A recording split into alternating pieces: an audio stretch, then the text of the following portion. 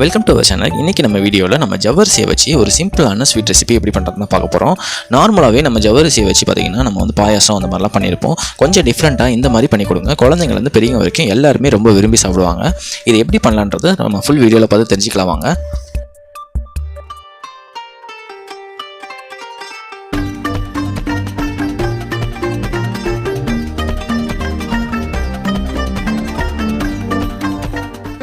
First மாவு ஜவ்வரிசி எடுத்துக்கோங்க. நைலான் ஜவ்வரிசி இதுக்கு யூஸ் பண்ண வேணாம், அது ரொம்ப நல்லா குழஞ்சி போயிடும். அதனால் மாவு ஜவ்வரிசி ஒரு 250 கிராம் 1/4 கிலோ அளவு எடுத்துக்கோங்க. எடுத்துகிட்டு இதை வந்து தண்ணி ஊற்றி நல்லா வந்து க்ளீன் பண்ணிக்கோங்க. நல்லா க்ளீன் பண்ணிவிட்டு அந்த தண்ணியெல்லாம் ரிமூவ் பண்ணிவிடுங்க. ரிமூவ் பண்ணிவிட்டு அதுக்கப்புறமேலு நீங்கள் நார்மலாக ஒரு ஃப்ரெஷ்ஷாக கொஞ்சம் தண்ணி வந்து ஆட் பண்ணிக்கோங்க. ஆட் பண்ணிவிட்டு அது முங்குற அளவு ஆட் பண்ணாலே போதும். ஆட் பண்ணிட்டு ஊற வைக்கணும். நம்ம ஊற வைக்கிற டைமிங் பார்த்தீங்கன்னா 4 மணி நேரம் நம்ம ஊற வைக்கணும். நீங்கள் யூஸ் பண்ணுற ஜவ்வரிசியோட அளவை பொறுத்து ஈவினிங்காக நீங்கள் இந்த ஸ்வீட் பண்ணுற மாதிரி இருந்தால் நீங்கள் மதியானமாக நீங்கள் ஊற வச்சிட்டிங்கன்னா உங்களுக்கு ஈஸியாக இருக்கும். உங்களுக்கு ஒரு 3 மணி நேரம் கழிச்சு நல்லா வந்து ஜவ்வரிசி எடுத்து செக் பண்ணி பாருங்கள், நல்லா ஊறி இருக்கான்ட்டு. இன்னும் ஈரப்பசையாக இருந்ததுன்னா உங்களுக்கு வந்து இன்னும் 1 மணி நேரம் ஊறுற மாதிரி இருக்கும். ஒரு ஜவ்வரிசி எடுத்து நல்லா வந்து அசக்கி பாருங்கள். அசக்கி பார்த்தீங்கன்னா உங்களுக்கு நல்லாவே தெரியும் உங்களுக்கு. அதுக்கப்புறம் ஒரு 1 மணி நேரம் நல்லாவே ஊற வச்சுருங்க. 4 மணி நேரம் மொத்தமாக ஊறினதுக்கப்புறமே நம்ம எடுத்து நம்ம வந்து ரெடி பண்ண ஆரம்பிச்சிடலாம். இப்போ பார்த்தீங்கன்னா 4 மணி நேரம் நல்லா ஊறிடுச்சு. இப்போ எடுத்து பார்த்தீங்கன்னா உங்களுக்கு நல்லாவே டிஃப்ரென்ஸ் தெரியும். அந்த ஃபஸ்ட்டு பார்த்ததுக்கும் இப்போதைக்கும் நல்லா வந்து அந்த ஜவ்வரிசி ஃபுல்லாகவே நல்லா ஊறி இருக்கும். நல்லா பிணைஞ்சி விட்டாலும் நமக்கு நல்லா வந்து வந்திருக்கும். இதை அமுக்கி பார்த்தாலும் நம்ம சோறு நம்ம பிணைகிறோம் பார்த்திங்களா, அந்த மாதிரி லெவலுக்கு வந்திருக்கும். இப்போ வந்து இதை வந்து நம்ம உருண்டை மாதிரி நம்ம ரெடி பண்ணோம். அதுக்கு வந்து ஃபஸ்ட்டு வந்து அப்படியே நம்ம பண்ண முடியாது. ஒரு 2 ஸ்பூன் வந்து கார்ன்ஃப்ளவர் மாவு வந்து சேர்த்துக்கோங்க. கார்ன்ஃப்ளவர் மாவு சேர்த்துட்டு அதை நல்லா வந்து மிக்ஸ் பண்ணி விட்டுருங்க. நல்லா மிக்ஸ் பண்ணி விடும்போதே உங்களுக்கு வந்து அந்த உருண்டை பிடிக்கிற பக்குவத்துக்கு உங்களுக்கு நல்லாவே தெரியும். உங்களுக்கு பிணையும் போதே இந்த மாதிரி நல்லா பிணைய பார்த்தீங்கன்னா உங்களுக்கு வந்து அந்த பக்குவம் நல்லா வந்துடும். உங்களுக்கு இதில் எக்ஸ்ட்ராவாக தண்ணி வந்து சேர்த்துறாதீங்க. ஆல்ரெடி ஊரியே தண்ணி இருக்கும். இந்த மாதிரி நல்ல பக்குவத்துக்கு நல்லா உருண்டை பிடிச்சி வச்சுக்கோங்க. அதுக்கப்புறமே சின்ன சின்ன உருண்டை நம்ம குலோப் ஜாம் பண்ணுவோம் பார்த்தீங்களா, அந்த மாதிரி சைஸ்க்கு வந்து உருண்டை பிடிச்சிக்கோங்க. இதை வந்து நம்ம பாலில் தான் நம்ம ஊற வைக்க போகிறோம். அதனால் வந்து நம்ம பெருசாக பிடிச்சிங்கன்னா ரொம்ப வந்து உள்ள வரைக்கும் நமக்கு ஸ்வீட்னஸ் நமக்கு போகாது. அதனால் ஓரளவுக்கு சின்னதாகவே பிடிக்க ஆரம்பிச்சுங்க. இந்த மாதிரி லெவலுக்கு நல்லா பிடிச்சி வச்சுக்கோங்க.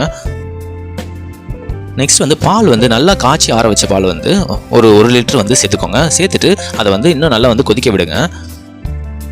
நீங்கள் கம்மியான ஜவ்வரிசி மாவு ஒரு 150 கிராம் அந்த மாதிரி 100 கிராம் யூஸ் பண்ணுற மாதிரினா உங்களுக்கு 1/2 லிட்டர் பாலே போதும். இதில் வந்து 1/4 கிலோ அளவு நம்ம யூஸ் பண்ணியிருக்கோம். அதனால் வந்து 1 லிட்டர் பால் கண்டிப்பாக ஊற்றி ஆகணும். அதனால் வந்து 1 லிட்டர் பால் நல்லா சூடு பண்ணி நல்லா வந்து ஆடையெல்லாம் வரும் பார்த்தீங்களா, அதெல்லாம் எடுக்க வேணாம், ஆடையெல்லாம் எடுக்க வேணாம். அப்படியே வந்து அதை நல்லா மிக்ஸ் பண்ணி விட்டுருங்க.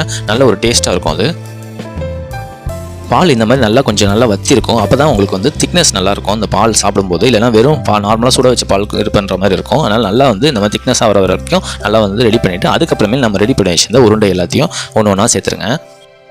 இந்த உருண்டையை பொறுத்த வரைக்கும் நமக்கு வந்து சீக்கிரமாகவே ஒரு 2 நிமிஷத்துலேயே வந்து நல்லா வந்து வெந்துடும். வெந்த பிறகு பார்த்தீங்கன்னா இது எல்லாமே மேலே வர ஆரம்பிச்சிடும். மேலே வந்தவொடனே எடுத்து ஏதாவது ஒரு உருண்டையை வந்து டச் பண்ணி பாருங்கள். டச் பண்ணி பார்த்தீங்கன்னா எந்த அளவுக்கு சாஃப்ட்னஸாக வெந்திருக்குன்றது உங்களுக்கு தெரியும். இந்த மாதிரி லெவலுக்கு அதுக்கப்புறமேல் சர்க்கரை ஆட் பண்ணுங்கள். ஃபஸ்ட்டு வந்து சர்க்கரை ஆட் பண்ணிடாதீங்க. நல்லா ஜவ்வரிசி அந்த உருண்டை வந்து ரெடி ஆனதுக்கு அப்புறமேலே சர்க்கரையை வந்து ஆட் பண்ணிட்டு நல்லா வந்து கிளறி விட்டுக்கோங்க. ஏன்னா நல்லா சூடாக இருக்குது. இந்த சூட்லேயே வந்து அந்த சர்க்கரை வந்து நல்லா கரைஞ்சிரும். இந்த டெசர்ட்டை பொறுத்த வரைக்கும் நம்ம நார்மலாக ஜவ்வரிசியை வந்து சேர்த்துட்டு அதுக்கப்புறமேல் பாலில் சக்கரை சேர்த்து நல்லா வந்து ஊற வச்சிருக்கோம். ஒரு மாதிரி ரெடி பண்ணி ஜவ்வரிசியம் இதில் வந்து கொஞ்சம் ஃப்ளேவர் சேர்க்கணும்னா நமக்கு 1 ஸ்பூன் வந்து ஏலக்காய் தூள் வந்து சேர்த்துக்கோங்க. சேர்த்துட்டு கொஞ்சம் நல்லா கிளறி விட்டுட்டு அதுக்கப்புறமேல் நம்ம ஃப்ளேவருக்கு ஒரு பொருள் சேர்க்க போகிறோம். அது சேர்த்திங்கன்னா இன்னும் நல்லா வந்து டேஸ்ட்டாக இருக்கும் உங்களுக்கு சாப்பிட்றதுக்கு.